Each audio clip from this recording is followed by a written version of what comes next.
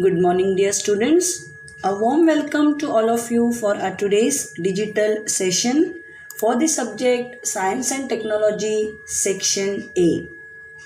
Yesterday, we have completed with the explanation for chapter number 11, Reflection of Light, and we have just started with the discussion of textual exercise. Today, let us move ahead with its discussion, and also I will be providing you with the additional questions for this chapter. No activities are there for this chapter. So let us begin. Let us continue with the discussion of textual exercise. I request all of you in the beginning to be present for this session with textbooks and a pencil in your hand for marking the answers or jotting down certain points. Question number 1A, page number 127. This we have already discussed yesterday. Let us go through it quickly. Question number 1A says, explain the difference between a plane mirror, a concave mirror and a convex mirror with respect to the type and size of the images produced. You have studied that each type of mirror produces different types of images. So here you have to make a table. You can see here I have placed the name plane mirror, concave mirror, convex mirror, then type of image and size of the image. Now we are going to write for each type of mirror what type of image is produced and what is the size of the image. You all know that plane mirror, it produces virtual and erect image. So here you will write virtual and erect, and the size of the image is of the same size of that of the object. In the case of concave mirror, the type of image is virtual erect as well as real inverted. Virtual erect as well as real inverted, and the size is diminished and same size also magnified. So all the types of images size can be seen in the case of concave mirror, and in the case of convex mirror the type of the image is virtual and erect and size of the image is diminished, smaller. So this way you are going to present the answer for question number 1A. Question number 1B, as I have told you yesterday, it is the question related to the reduced syllabus. The answer for that question is on page number 125 blue block, which is removed out from the syllabus. So let us move ahead with question number 1C. Why are concave mirrors used in solar devices? We have studied the nature of concave mirror. It is a focusing mirror. What is its main property? It brings together, it converges the rays of light so that when the rays of light are brought together at a point, and you all know that solar devices like solar cooker, solar heater, which work on solar energy. So the sun rays, the heat from the sun has to be brought together so that the food can be cooked and all. So that is the main reason why concave mirrors are used. So first you are going to mention about its nature. A concave mirror is a focusing mirror, and when sun rays fall on the concave mirror, they converge and come together in the focal plane. In your first point, why concave mirrors are used, so the nature of the concave mirror, why it is selected as a mirror in solar devices. So nature should be mentioned in the first point. So in the first point very clearly you will mention it is a focusing mirror, and when sun rays fall on such a type of mirror, the light rays, they converge and come together in the focal plane. Now we will go towards the main theme of the answer, solar devices. So one or two examples here you have to mention. Solar devices like solar cooker or solar heater make use of solar energy, and due to the convergence property of concave mirror, the intensity of sun rays, they are brought together at a point, so the intensity increases and the food or water is heated or the food is cooked faster. See how the answer is written. Here you can write the answer in your own words. The main points covered here should be that concave mirror is a focusing mirror. Then how the sun rays are converged by the concave mirror due to its nature of convergence, and due to the convergence the intensity of sun rays increases and the solar devices function well. Now we move towards the next question. Question number 1D. Why are the mirrors fitted on outside of the cars convex?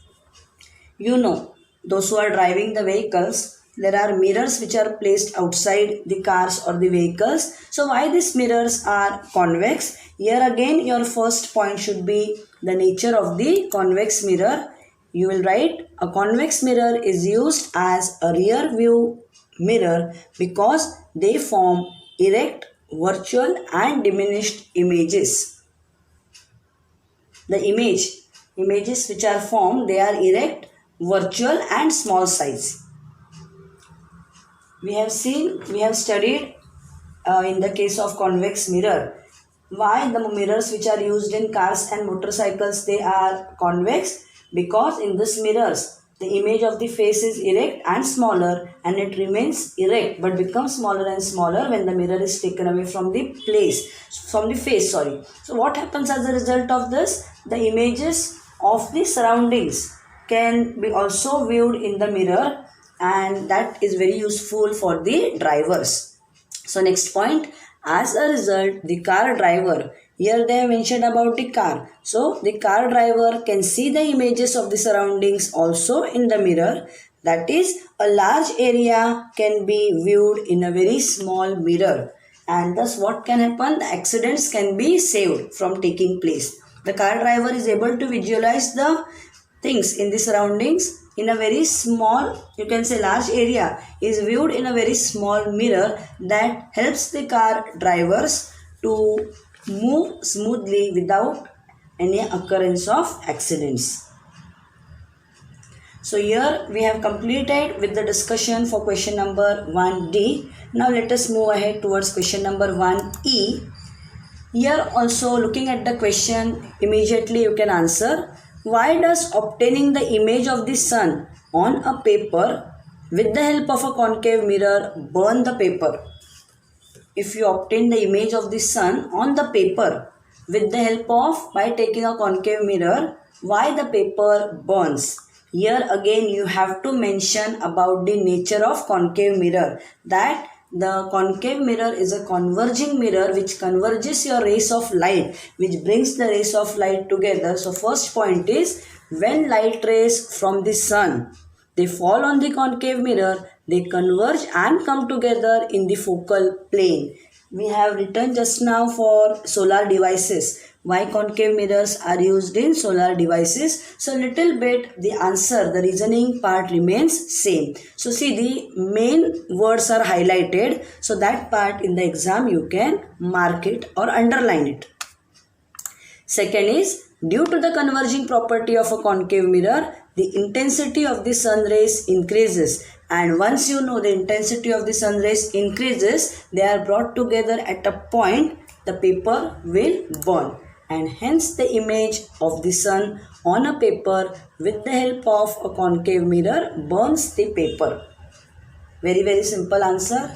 You only have to study about the nature of both concave and convex. Immediately it should strike in your mind. Concave, converging, the rays are brought together at one single point, and exactly opposite convex, diverging, the rays of light are dispersed from the point source. Now last question for question number 1, very simple. If a spherical mirror breaks, what type of mirrors are the individual pieces?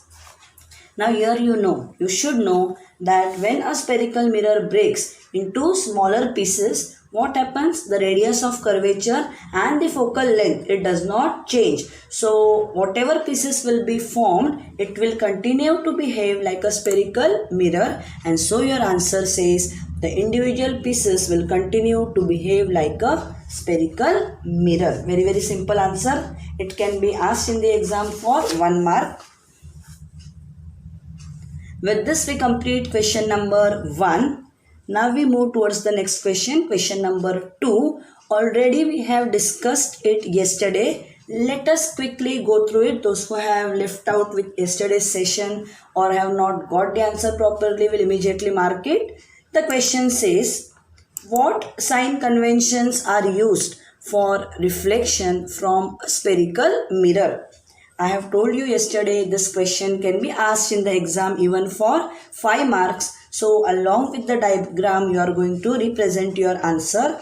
The answer is your entire block on page number 125, the what you can say peach colored block in the center of the page.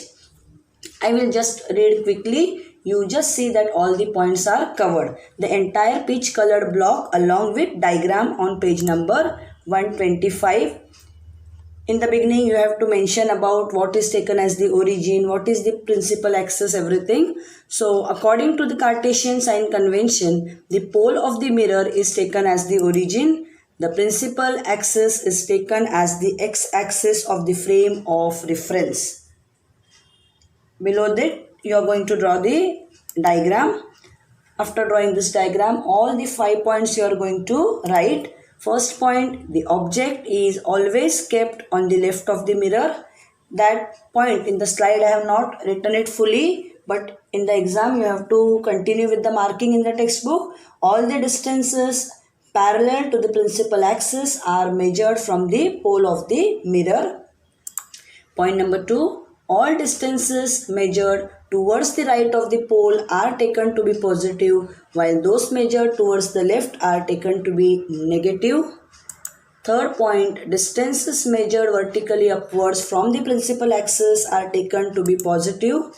Fourth, distances measured vertically downwards from the principal axis are taken to be negative. And last point, the focal length of a concave mirror is negative while that of a convex mirror is positive. So this Cartesian sign conventions is not only useful for you to get 5 marks by writing all the points, but it is extremely useful to you while solving the numerical examples.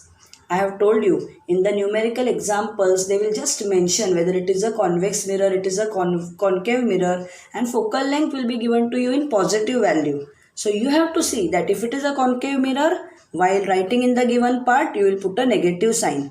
If it is a convex mirror, then you will just put a positive sign, or you are just going to write the number as it is. So all these points are extremely important for you while solving the numerical examples also. I hope you have got the entire answer. You have marked the answer on page number 125. Now question number 3 is omitted because the ray diagrams and all I will not make you write or draw in the notebook. Question number 4. Which type of mirrors are used in the following? Very, very important. Can be asked in the exam under objectives. Which type of mirror? Looking at the name of the instrument or the object, you should tell which type of mirror is used, whether plane mirror, whether concave mirror or convex mirror. The first one is periscope, makes use of plane mirror. Write in the textbook itself, and everything should be completed written in the notebook. B. Floodlights, concave mirror. Actually this part is from the reduced syllabus. It is from the blue block. But 1 or 2 are there, so we will just go ahead writing it. It is a very small thing. Shaving mirror, concave mirror. Kaleidoscope, plane mirror. Street lights, convex mirror. This is also given in the blue block, but a very simple thing, so we will just write it in the notebook. Headlamps of a car, concave mirror. Which type of mirror? In short, you have to mention the name of the mirror. Periscope, plane mirror. Floodlights, concave mirror. Shaving mirror, concave mirror. Kaleidoscope, plane mirror. Street lights, convex mirror. Headlamps of a car, concave mirror. With this we have completed up to question number 4. Now, before moving towards question number 5, that is numericals, I will just complete with the discussion of additional questions for this chapter. So, at a slot, we will complete with the question answers and then we will start with the numerical examples. As I have already informed you that no activities are there to be written for this chapter because maximum of them are removed out from the syllabus by the education department. So let us start with the discussion of additional questions. Keep your rough books ready to jot down the questions. Our first additional question is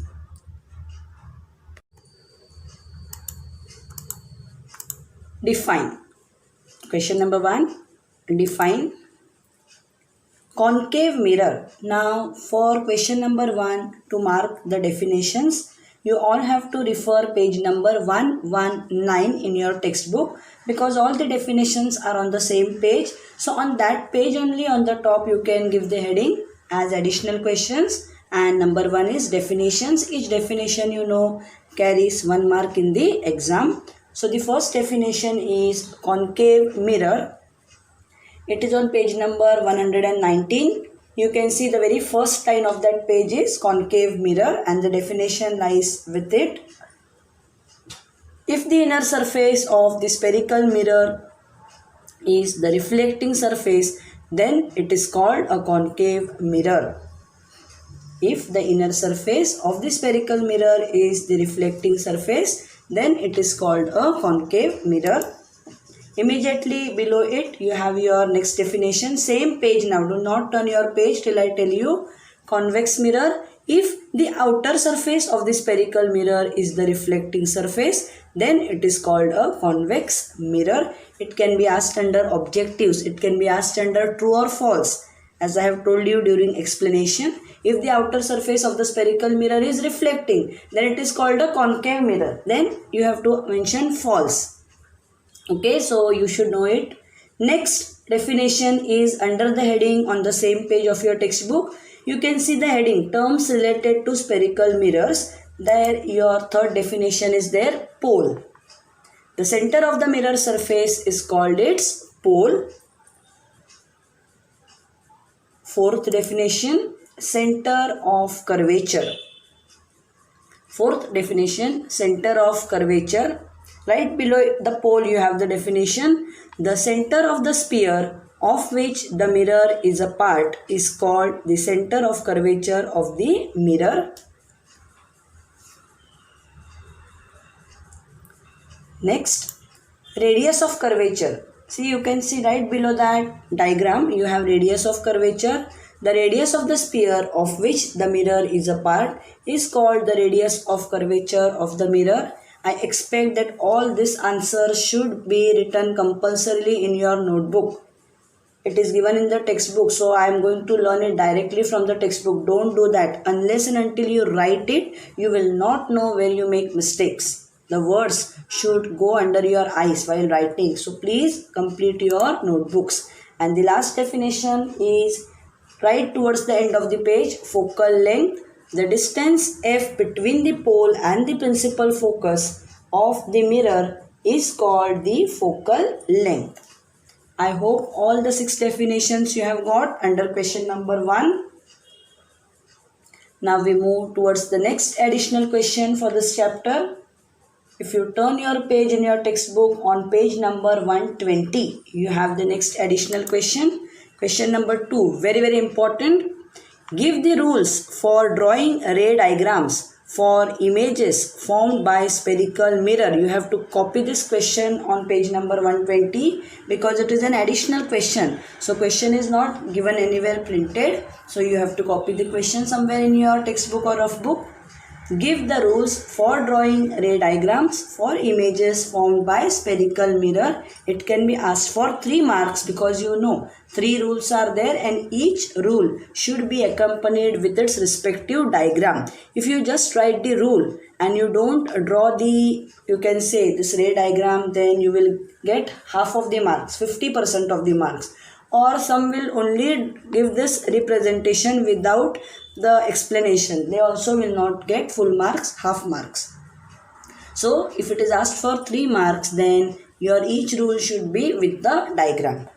Now your answer lies on page number 120. You can see on page number 120 clearly in dark bold black font they have given rule number 1, rule number 2, rule number 3, one below the other, and this diagrams right below rule number 3 in one box. They have given all the 3 ray diagrams. Below that they have mentioned the first diagram lies for rule 1, the second for rule 2. So everything is given there. So rule 1, if an incident ray is parallel to the principal axis, then the reflected ray passes through the principal focus, then its ray diagram.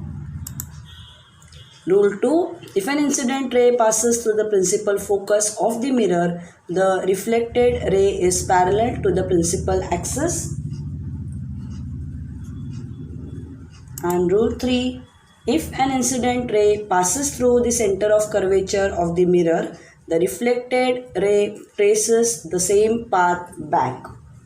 I hope all the 3 rules you have got, all the 3 diagrams per rule you have understood. Again, it is a compulsory question. You have to write it in your notebook along with the ray diagram. Next, now hardly 1 or 2 additional questions are remaining. So all of you are requested to go on the last page of your textbook, page number 125. Page number 125, additional question number 3. Give the mirror formula. The question is, give the mirror formula. Now where this mirror formula is useful, when we start with the numerical examples, you will come to know. Now first you have to write the mirror formula, then you have to show what is denoted, what is V, what is U, and then the explanation of the mirror formula. So page number 125, towards the end of the page, below your Cartesian sign convention lies your answer. In the last paragraph of page number 125, first, second, third, fourth, fifth, sixth line. Sixth line is your explanation, and near the explanation you can see the mirror formula that you will write first. 1 upon V plus 1 upon U is equal to 1 upon F. So 1 mark you will get over here for writing the main mirror formula. Then you have to mention what is U, what is V. So you will write U is the object distance, small v is the image distance. And then your explanation, you can see I have told you on the 6th line. The relationship between the object distance, image distance and the focal length F is called the mirror formula. I hope all of you have got the answer. Now the last additional question for this chapter. Define the magnification due to spherical mirrors. This you will get on page number 126 of your textbook. Page number 126, you can see the very first line of that page in pink color, magnification due to spherical mirror. There only you add one word, define. Define magnification due to spherical mirrors. Now here if only definition is there, you will only write the definition. But for your information, I will mark this answer along with the formula. So mark the answer. Magnification due to a spherical mirror is given by the ratio of the height of the image h2 to the height of the object h1. Then below that your formula is there. Magnification capital M is equal to height of the image upon height of the object, that is equal to h2 upon h1. From this it can be shown that capital M is equal to minus V upon U. I hope all of you have marked on page number 126. With this we complete with the discussion of textual exercise and also the additional questions for this chapter. Now only question number 5, question number 6 is omitted. So question number 5 is your numerical examples. That part is only remaining. So without wasting time, we have some time now. So let us at least complete the first numerical example. Question number 5. Numericals are a little bit lengthy, but according to the marks they will be asked in the exam. The first numerical says an object of height 7 cm is kept at a distance of 25 cm in front of a concave mirror. An object of height 7 cm. So height of the object is given. So first thing you are going to write what is given. So h1, height of the object is 7 cm. is kept at a distance of 25 centimeter. So the distance of the object is what? U. So U is 25 centimeter. Now object is always on the left side of the pole. So while writing the value of U, you will always take the sign as negative. Always remember this. It is a very important point which has to be registered in your minds, that while writing the value of U, you will always write it as negative. Why you will always take it negative? Because the object is kept on the left of the mirror always. Next they have given the focal length of the mirror is 15 centimeters. As this is a concave mirror, you have studied about the Cartesian sign convention. If it is a concave mirror, focal length is negative. So while writing focal length, you will write minus 15 centimeter. If you go wrong here only, you will go wrong ahead with your calculations. So now we have written what is given. Next we will see what is asked. At what distance from the mirror should a screen be kept so as to get a clear image? At what distance from the mirror should a screen be kept so as to get a clear image? So you want the image distance, so you have to find V. What will be the size and nature of the image? So height of the image, size. So H2 you have to find out. So you have to find the value of V and H2. So what formula, what solution you are going to use here? The mirror formula. 1 upon V plus 1 upon U is equal to 1 upon F. So first you will write mirror formula, as you have to get the value of H2. So magnification formula also you are going to use. M is equal to H2 upon H1, that is equal to minus V upon U. So here we have written what is given, what you have to find, and the formula. Now let us go towards the substitution part. 1 upon V plus 1 upon U is equal to 1 upon F. Substitute the values. 1 upon V, sorry, you take this 1 upon U on the right hand side. This plus will become minus. So 1 upon V is equal to 1 upon F minus 1 upon U. Now here the calculations again is, the ball is in your court. You can do it any way, provided you are logically correct and mathematically correct. Okay, now substitute the values. You know the focal length is minus 15 and U is minus 25. Substitute that given values. Then whatever LCM and whatever method you have to follow, cross multiplication and all, you will get 1 upon V is equal to minus 25 plus 15 minus 10 upon 375. You want the value of V. So we will just invert this 1 upon V. We will use invertendo, and V is equal to, if you divide 375 by 10, you get 37.5 and negative sign is there. So minus 37.5 centimeters. You have got the value of V. So immediately they have asked in the question, at what distance should a screen be kept? So you will write the answer that the screen should be kept 37.5 centimeter in front of the mirror. And you have seen in the question, the screen should be kept so as to get a clear image. So image is obtained on a screen. So the nature of the image is real. Now you have to get the value of H2. So we will use the magnification formula. M is equal to H2 upon H1, that is equal to minus V upon U. You want to get the value of H2. So keep it on the left hand side. H2 is equal to minus V upon U multiplied by H1. Substitute the values. You know the value of H1 is 7, U is minus 25, V is minus 37.5. So minus of minus V. So minus of V value is minus 37.5 multiplied by 7 upon minus 25. After the calculations, you will get the answer as minus 10.5 centimeter. And you will write the answer. Height of the image is 10.5 centimeter. While writing the height and all, you will never mention a negative sign.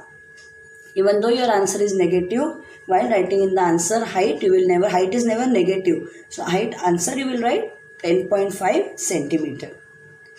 You have seen that the numerical example is a little bit lengthy, but as it is a part of our syllabus, you have to follow it and you have to do it in your notebook. Go through the steps in my video and without saying try to solve it in your notebook. Here, the calculations and all here, everything depends on you. You can do the calculations in your own way. Now you all are in the 9th standard. I think we will wind up with our today's session with the first numerical example.